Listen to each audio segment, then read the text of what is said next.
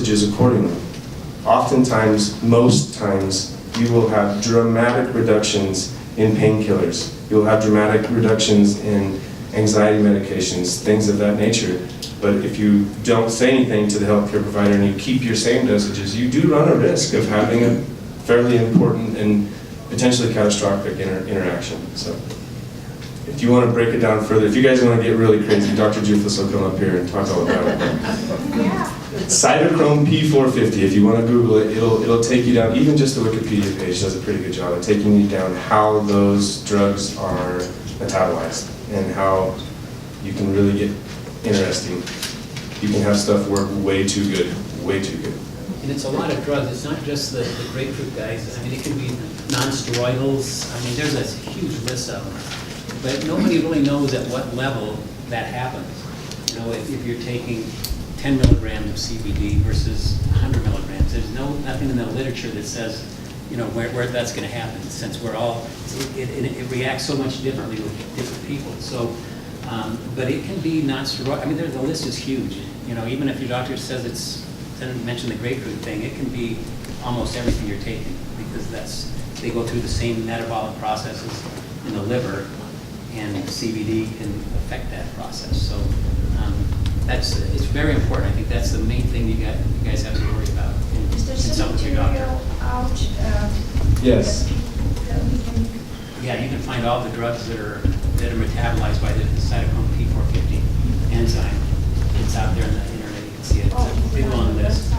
And just released just recently, Project CBD, they came with a full list of that. So to answer your question, and I have a slide up here with resources that you guys can take a picture with your phone, but projectcbd.com has come out with a fairly robust and as complete as possible list of drug interactions.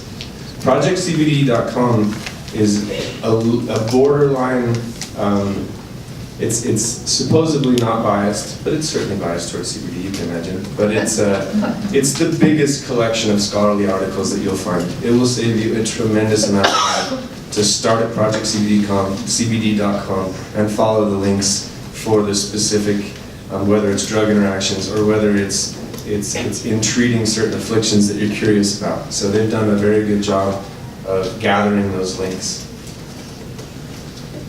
So, healthcare providers, it's an interesting discussion to have. There are certain medical doctors that are very, very against natural medicine. The number is lessening, I believe. I think a lot more MDs NDOs are willing to consider it, especially on the pain management side. A lot of these guys are sick and tired of prescribing the same opiates over and over again when they know that they are absolutely contributing to the problem. But it can be difficult. You gotta set him up or set her up for success. They're not legally able to give you dosing instructions. I mean, they might on the side if a guy, if you got a friendly relationship, but that's not their job. They're not, if you were to ask, how many milligrams of CBD should I take in combination with this drug? Oftentimes, that would be a conversation ender. I can't recommend anything. Oftentimes, doctors will say, I think you should, but then conversation stops. A question like, would 25 milligrams of CBD per day affect my prescription? Gives that doctor a place to start. It gives them the ability to have the conversation robustly without offering a recommendation of using cannabinoids. The federal government currently still classifies even industrial hemp-derived oils as Schedule I substances. So until and if the Farm Bill happens as written currently, then we will still remain in this pilot program status. Everything we do is made legal through the 2014 Farm Bill, in which the Industrial Hemp Pilot Program was born. The Colorado State University, Adams State University, and the Colorado Department of Agriculture, their record keeping is in living study, for which makes all that we're doing legal under the pilot program as research and developmental. The current Farm Bill, as written, decrees industrial hemp as a crop. Therefore, we can get crop insurance. Therefore, CBD CBG, cannabis in general, can start to be studied with a lot more money and can start to be not necessarily prescribed, but certainly recommended, similar to other nutraceutical supplements, by doctors. But right now, we have to exist where we exist, so trying to set your doctor up for success as you ask about cannabis, whether it's THC, CBD, or any of the other derivatives, is important. If you ask them point blank, how many milligrams of this should I be taking, that's not gonna, they can't answer that question. So if you think about it in those lines, the discussion is being had not just with you and her, it's with many of his or her patients. The voice is loud now, and the stigma is, if it's not gone, it's leaving quickly. So don't be afraid to bring your doctor into it. It is not don't have a guilty conscience, for goodness sake, these are plants. So in the CBD world, in the industrial hemp world, we kind of touched on that there are some bad apples and have been more in the past than currently, but still absolutely currently. So how do I trust the CBD product? How can I see the difference in the quality of the products, especially when you're having to do a lot of this shopping online? Third-party testing is paramount. It is, number one, it's the law. And then number two, it's the only way that you're going to be able to stand up to consumer product testing. So there's no guess on what's in this stuff, because we grew it, we built it, and then we sent it off to the lab to have it tested. It's as simple as that. It's a mildly expensive ordeal. Batch testing, as you have smaller batches, as a smaller outfit, it becomes even more expensive. But it is a necessity. If a company can't tell you exactly what is in that product, then I would certainly not put that in my body. And then the other thing is the FDA, although the FDA doesn't, it's not a federally legal substance, there is absolutely FDA labeling requirements for CBD. As crazy as that sounds, welcome to the government. But listing certain less than 0.3% THC content. This product has not been evaluated by the FDA for efficacy.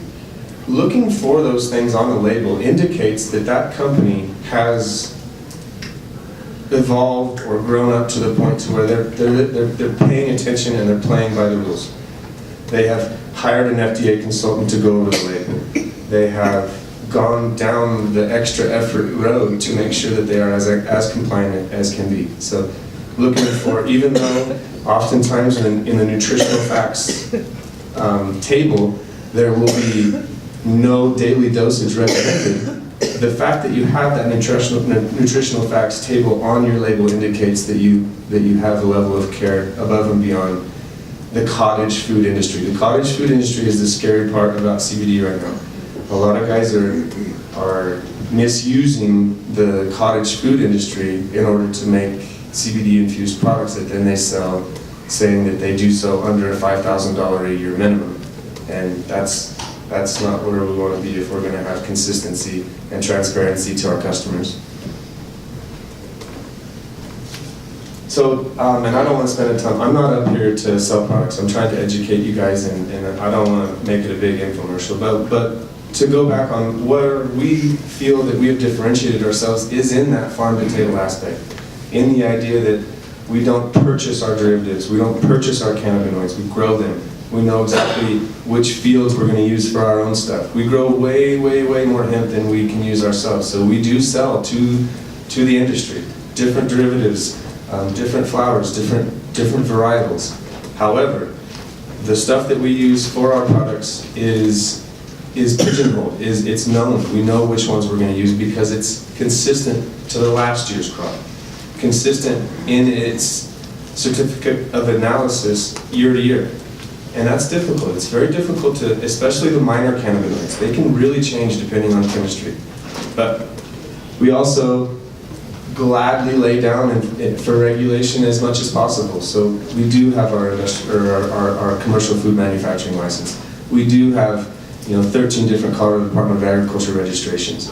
we do test our own flower as it goes through the flower cycle to see how that THC development is coming on.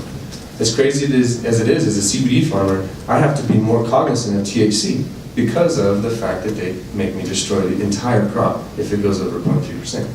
So you are actively looking at the chemical nature of your plants the entire time.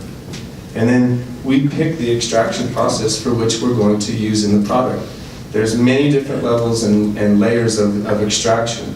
These plants, it's not a cold pressed cycle. It's not like making olive oil or hemp seed oil. These are solvent extracted cannabinoids that then are distilled in many different ways. So for certain stuff, we might want to have a cold alcohol extraction with a short path distillation. On other stuff, we might want to spend the money to have a more clean CO2 extraction and maybe even take that CO2 crude oil through a distillation, or even big column distillations, trying to smoke more THC out of those concentrates. It's a very robust and complicated decision making to be able to formulate those products to be the most effective for what you're trying to be effective to. But that's what separates us. Is we grow it all, we take it all the way through the extraction that we deem the most desirable, and then we try to distribute and market it ourselves as well. That's where we're bad at. I mean, full disclosure, we don't have enough time in the day, and I'm so resistant to from the outside people that want to, solve all your problems and distribute everywhere, and no big deal, I'll take care of you. That kind of stuff it's tough to navigate while at the same time you're trying to be a big hemp farmer. But that's CHS. That's why I think we do a really good job. We're not the only ones that do a good job. There's some really good companies. I wish that there would be more third-party testing. I wish there would be more consumer reports trying to catch these other guys, because it would showcase how there's quite a few companies that do a really good